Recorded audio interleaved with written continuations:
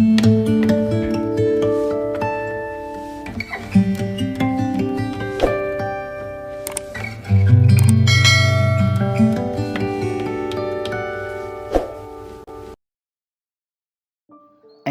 بہت ہی سخت جان چیز ہے، جس بات کا تصور بھی برداشت نہیں کر سکتا۔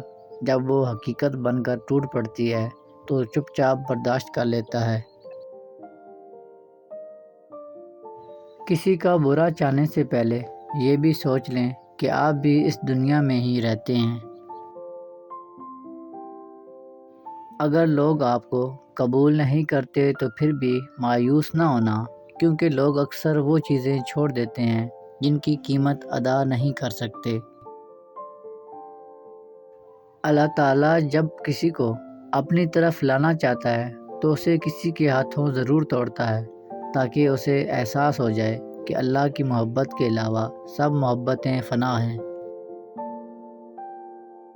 بڑی سے بڑی بات پر ہار نہ ماننے والے لوگ اکثر چھوٹی سے چھوٹی بات پر ٹوٹ جاتے ہیں۔ جتنی ذمہ داری سے لوگ الٹی جوتی کو سیدھا کرتے ہیں، اگر خود کو سیدھا کر لیں تو دنیا جنت بن جائے۔ یہاں ہر شخص یہ ثابت کرنے کی کوشش میں لگا ہوا ہے کہ میں تم سے بہتر ہوں۔ ہم ہمیشہ یہ سوچتے ہیں کہ دوسروں کی زندگی ہماری زندگی سے بہتر ہے، لیکن کبھی یہ نہیں سوچتے کہ ہم بھی اوروں کے لیے دوسرے ہیں۔ برداشت بزدلی نہیں بلکہ زندگی کا ایک اہم اصول ہے۔ جس دل میں قوت برداشت ہے وہ کبھی ہار نہیں سکتا۔ کسی کا دل مت دکھاؤ، کیونکہ معافی مانگنے کے بعد اسے دکھ ضرور رہے گا، جیسے دیوار میں لگے کیل کو نکالنے کے بعد بھی نشان رہ جاتا ہے۔ اگر نیتوں کا اثر چہروں پر نظر آنے لگتا تو معاشرے کا ہر فرد نقاب کرنے پر مجبور ہو جاتا۔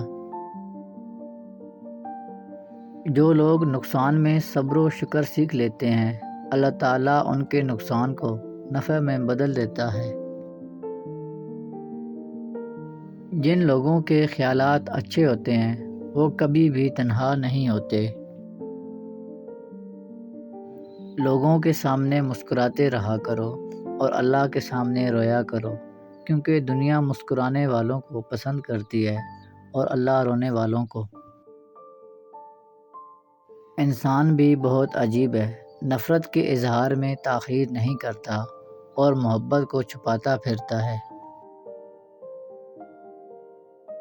کوئی کتنی ہی ناانصافی کر لے، آخر میں انصاف تو اس ذات نے ہی کرنا ہے۔ 3 لوگوں کو مسکرا کر دیکھا جائے تو رزق میں اضافہ ہوتا ہے: والدین کو، استاد کو اور بزرگوں کو۔ مرد آنکھیں نیچے نہیں کرنا چاہتا، عورت پردے کو جہالت سمجھتی ہے، مگر دونوں کو عزت اور احترام کی تلاش ہے۔